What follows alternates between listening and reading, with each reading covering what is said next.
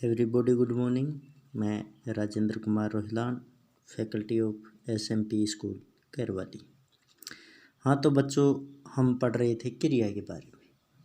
क्रिया होती क्या है, उसके कितने प्रकार से हम उसको बांट सकते हैं, उसके बारे में साधारण जानकारी हमने प्राप्त की थी। क्रिया की परिभाषा पढ़ा, क्रिया हम दिन में कितने प्रकार की करते हैं, उन सभी के बारे में। उसके बारे में एक बार थोड़ा सा दोबारा बता देता हूँ। उसके बाद में हम क्रिया के प्रकारों के बारे में पढ़ेंगे। उसमें पहला प्रकार आज हम पढ़ेंगे क्रम के आधार पर क्रिया के प्रकार की। क्रिया क्रम के आधार पर कितने प्रकार की होती है और वाक्य में हम उसे कैसे देख सकते हैं, जिससे हमें पता चले कि इस वाक्य में ये क्रिया है। तो क्रिया की सामान्य परिभाषा मैंने आपको पहले भी बताई और आज दोबारा बता देता हूँ, जिससे आपको वो पहले का दोबारा दोहरान हो जाए। तो क्रिया वाक्य में जिस शब्द या शब्द समूह के द्वारा, यानी कोई भी वाक्य दिया हुआ है उसमें जिस शब्द या शब्द समूह के द्वारा किसी काम का करना या होना या उसकी पूर्णता या अपूर्णता का बोध हो। यानी कोई भी वाक्य दिया हुआ होगा, उसमें जिस शब्द के द्वारा या शब्द समूह है, शब्दों के समूह है। शब्द किससे बने होते हैं? वर्णों से बने होते हैं।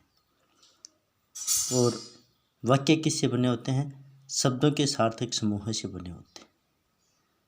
इसके बारे में सामान्य जानकारी आपको मैं बता दूं कि भाषा की सबसे छोटी इकाई होती है वर्ण। भाषा की सबसे छोटी इकाई क्या होती है? वर्ण। वर्णों का सार्थक मेल क्या कहलाता है? शब्द। और शब्दों का सार्थक समूह क्या कहलाता है? वाक्य। यानी वाक्य में जिस शब्द या शब्द समूह के द्वारा किसी काम का करना या होना या उसकी पूर्णता या अपूर्णता का बोध हो।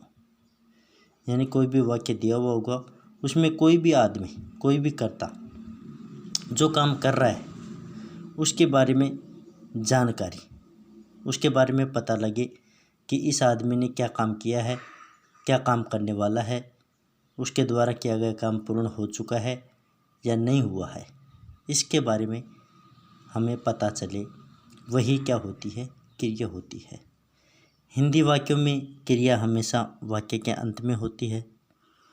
अंग्रेजी के वाक्यों में कर्ता के बाद में तुरंत क्रिया होती है, लेकिन हिंदी वाक्यों में हमेशा क्रिया वाक्य के अंत में होती है। मैंने आपको उदाहरण भी बताए थे कि जैसे श्याम पढ़ता है, मयूर नाचता है, राधा खेल रही है, धोबी कपड़े धो रहा है। मैंने क्या कहा कि हिंदी वाक्यों में वाक्य के अंत में हमेशा क्रिया होती है। वाक्य के अंत में पढ़ता है, नाचता है, खेल रही है, धो रहा है, ये क्या है? क्रिया है। फिर मैंने आपको बताया कि क्रिया के मूल रूप को हम क्या कहते हैं? धातु। धातु में अगर ना प्रत्यय जोड़ दिया जाए तो वही क्या बन जाती है? क्रिया। जैसे इसमें पढ़ता है तो इसमें मूल रूप को क्या कहेंगे हम? धातु। तो मूल रूप क्या होगा? पढ़। उसका पढ़ता है, पढ़ते हैं, पढ़ेंगे, पढ़ूंगा। अन्य रूप नाचता है, नाचते हैं, नाचूंगा, नाचता है। खेलता है, खेलती है, खेल रहे हैं, खेल रहा है, खेल रहा हूँ। कपड़े धो रहा है, धो रही हूँ, धो रहे होंगे, धो रही होगी। धोना मूल रूप धातु। अगर धातु में ना प्रत्यय जोड़ दिया जाए तो वो क्रिया बन जाएगी, और क्रिया में से अगर ना प्रत्यय हटा दिया जाए तो वह क्या बन जाती है? धातु। हम सुबह से लेकर शाम तक अपने दैनिक जीवन में न जाने कितनी ही प्रकार की क्रियाएं करते हैं। हम दिन में कम से कम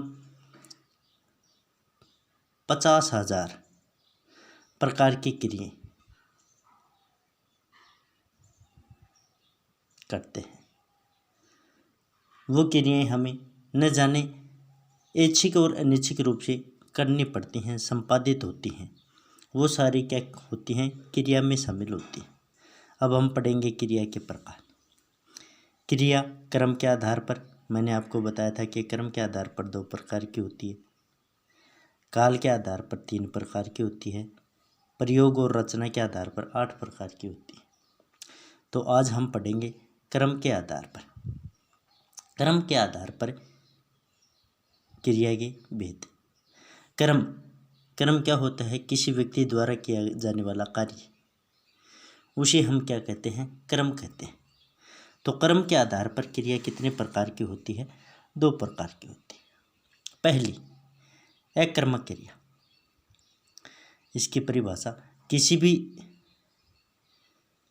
चीज़ को समझने के लिए, उसे याद करने के लिए, उसे पूर्ण रूप से जानकारी प्राप्त करने के लिए हमें एक तो उसकी परिभाषा अच्छी तरह से आत्मसात कर लेनी चाहिए, याद होनी चाहिए, जिससे हम कैसा भी कोई वाक्य हो उसको क्या कर लेंगे? तुरंत सोल्व कर लेंगे।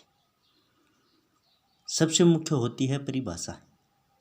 परिभाषा के आधार पर ही हम उसका डिसीजन ले सकते हैं कि उसमें क्या बात कही गई है, क्या कहने का बोध हो रहा है।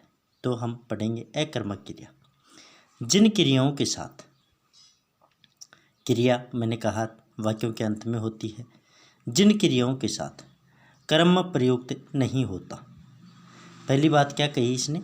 यानी वाक्य में जो भी अंत में क्रिया दी होंगी उनके साथ में क्या नहीं होगा? क्रम प्रयुक्त नहीं होगा, यानी उसके द्वारा कोई भी काम नहीं किया जाएगा। अर्थात जो बिना क्रम के ही अपना पूर्ण अर्थ प्रकट कर देते हैं, यानी जो बिना अर्थ के ही, बिना क्रम के ही अपना पूर्ण अर्थ प्रकट कर देती है, यानी इस प्रकार के वाक्यों में क्रम मौजूद नहीं होता। क्रम के बिना ही वो वाक्य अपना पूरा अर्थ प्रकट कर देता है। इस क्रिया का फल क्रम पर न पड़कर कर्ता पर ही पड़ता है, यानी ये जो वाक्य होते हैं इनमें क्रिया का प्रभाव क्रम पर नहीं पड़ेगा, बल्कि किस पर पड़ता है? सीधा कर्ता पर पड़ता है। यानी एक तो कर्ता के द्वारा कोई भी काम नहीं किया जाएगा, उसे ही अकर्मक कहेंगे। यानी जो वाक्य दिया होगा वह कर्म के बिना होगा, उसके द्वारा काम नहीं किया जाएगा। और एक क्रिया का प्रभाव सीधा किस पर पड़ेगा? कर्ता पर पड़ेगा, उसमें कर्म मौजूद नहीं होता। जैसे राम हंसता है, टीना रोती है, बच्चे खेलते हैं, घोड़ा मैदान में खड़ा है, पक्षी आकाश में उड़ते हैं।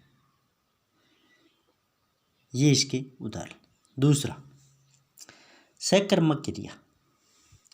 वाक्य में प्रयुक्त क्रिया का फल जब कर्ता के अतिरिक्त क्रम पर पड़े, यानी वो था अकर्मक, ये है सकर्मक।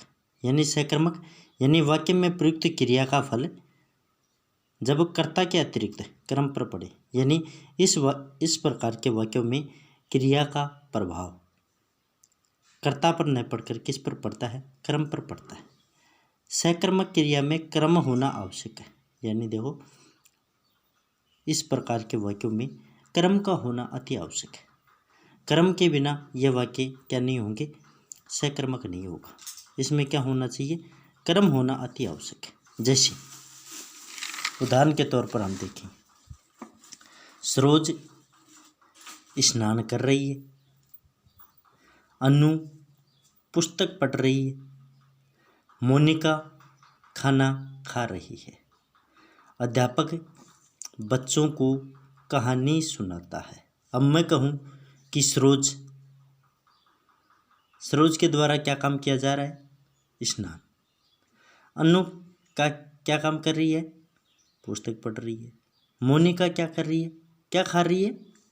खाना खा रही है। और अध्यापक बच्चों को क्या सुना रहा है? कहानी सुनाता है।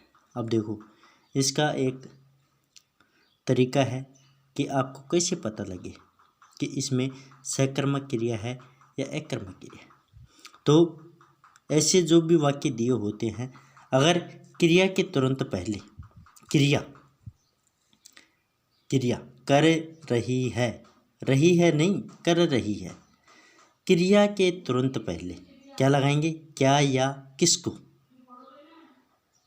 और फिर क्या बनाएंगे? पर्सन बनाएंगे। क्रिया के तुरंत पहले क्या या किसको लगाएंगे। अगर उत्तर प्राप्त होता है तो कौन सी क्रिया होगी? सकर्मक होगी। और अगर उत्तर प्राप्त नहीं होता है तो कौन सी क्रिया होगी? अकर्मक क्रिया होगी। देखो, हम इन उदाहरणों में ही देख ले। सरोज स्नान कर रही है, क्रिया क्या है? कर रही है। इसमें क्रिया के तुरंत पहले ये तो क्या है? क्रिया। ये क्या है? क्रिया। क्रिया के तुरंत पहले क्या लगाएंगे? क्या। सरोज क्या कर रही है, हमें उत्तर प्राप्त हो गया स्नान। अनु क्या पढ़ रही है? पुस्तक। मोनिका क्या खा रही है? खाना। अध्यापक बच्चों को क्या सुनाता है? क्या सुनाता है? कहानी। अध्यापक किसको कहानी सुनाता है? बच्चों को। यानी क्रिया के तुरंत पहले क्या या किसको लगाएंगे। अगर उत्तर प्राप्त होता है तो सकर्मक, और नहीं प्राप्त होता है तो अकर्मक। अगर यही वाक्य ऐसे होता कि सरोज कर रही है, अब हमें पता नहीं क्या कर रही है, उसके द्वारा क्या काम किया जा रहा है। अब अपने अपने तरीके से कुछ भी लगा सकते हैं कि पढ़ रही है, खा रही है, हंस रही है, खेल रही है, नहा रही है, दौड़ रही है, खेल रही है, कूद रही है, पता नहीं। अनु पढ़ रही है, अगर पुस्तक नहीं होता तो अनु पढ़ रही है। क्या पढ़ रही है? अब पता नहीं, क्या पता अखबार पढ़ रही हो, पुस्तक पढ़ रही हो, कोई मैगजीन वगैरह पढ़ रही हो, रामायण महाभारत आदि काव्य ग्रंथ पढ़ रही हो, कुछ नहीं पता। मोनिका खा रही है, अब क्या पता क्या खा रही है। खाना खा रही है, बिस्कुट खा रही है, जलेबी खा रही है, कुछ भी खा रही है, लेकिन हमें स्पष्ट पता नहीं। इसमें क्या है? स्पष्ट दे रखा है, क्रम दे रखा है। अध्यापक बच्चों को सुनाता है, अब पता नहीं क्या सुना रहा है। कोई धारावाहिक का सीन सुना रहा है, कोई अच्छी बातें बता रहा है, कुछ भी पता नहीं लगता। अगर जिन वाक्यों में कर्म मौजूद होता है वो तो कौन से होते हैं? सकर्मक। और कर्म के बारे में भी हमें कैसे पता लगेगा? क्या या किसको लगाकर। अब देखो अकर्मक के बारे में, देखो कई बार कन्फ्यूजन हो जाता है। देखो जैसे क्या हंसता है, सीधा प्रभाव किस पर पड़ा? राम। क्या रोती है? क्या रोती है? टीना। क्या खेलते हैं? क्या खेलते हैं? बच्चे। यहाँ पर क्रिया क्या है? खड़ा। खड़ा के तुरंत पहले हम क्या लगाएंगे? क्या। घोड़ा क्या खड़ा है? घोड़ा किसको खड़ा है? मैदान में। तो ये मैदान कोई उत्तर नहीं है। अगर यही वाक्य होता कि घोड़ा घास चर रहा है, तो चर रहा है कि तुरंत पहले हम क्या लगाते? क्या। तो क्या आता है उसमें? चारा। इसी प्रकार देखो पक्षी आकाश में उड़ते हैं, इसमें उड़ते के तुरंत पहले क्या लगाए? क्या। इसको क्या कर दें? अपने उंगली से ढक लें। पक्षी क्या उड़ते हैं? पक्षी किसको उड़ते हैं? उत्तर नहीं प्राप्त हो रहा। तो उत्तर जहाँ पर प्राप्त नहीं होता वहाँ पर कौन सी क्रिया होती है? कर्मक क्रिया होती है। और जहाँ पर उत्तर प्राप्त हो वहाँ पर कौन सी क्रिया होती है? सकर्मक क्रिया होती है।